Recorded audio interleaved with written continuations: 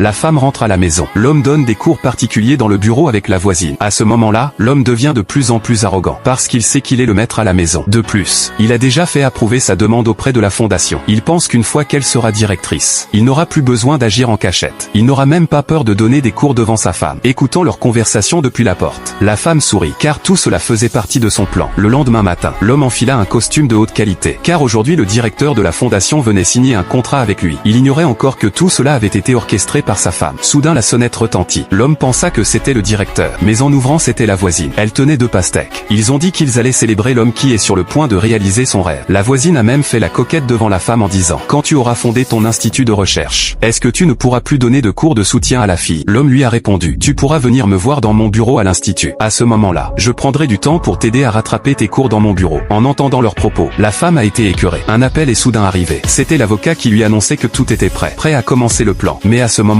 dans la cuisine, la fille a accidentellement heurté la voisine et s'est fait réprimander par elle. Le mari a tout vu de ses propres yeux. Non seulement il n'a pas pris la défense de sa fille, mais il lui a même demandé de s'excuser auprès de la voisine. La fille a eu tellement peur qu'elle s'est mise à pleurer. La femme est très en colère. Elle donne directement des ordres à l'avocat. La femme s'approche et serre sa fille dans ses bras. Puis il prend un verre de jus de pastèque qu'il offre à la voisine. Puis il reproche quelque chose à son mari. À ce moment-là, la femme n'a plus besoin de faire semblant. La femme fait savoir qu'elle a tout compris depuis longtemps. L'homme voit que sa femme a déjà découvert toute la vérité. Il ne fait plus semblant non plus. Il a même dit qu'il avait en fait une liaison avec une voisine depuis plusieurs années. Et que maintenant même s'il se fait prendre ça ne changerait rien. Il pense qu'il a la confiance arrogante pour ça. Il a dit à Ansel que lui-même allait bientôt recevoir une subvention de recherche d'1 million. À peine avait-il fini de parler que les gens de la fondation ont appelé. Il a même mis le haut-parleur. Il s'est avéré que les gens de la fondation étaient déjà en bas. Après avoir raccroché, il a aussi demandé à sa femme de rester sage, de retourner chez ses parents avec les enfants, pour bien réfléchir pendant quelques jours, de revenir quand elle aura retrouvé la raison. Sinon dès qu'il deviendra directeur, il divorcerait immédiatement. La voisine tenait encore sa main, lui conseillant de partir vite. Mais la femme dit que ce sont eux qui doivent partir. À ce moment-là l'avocat arrive à la porte.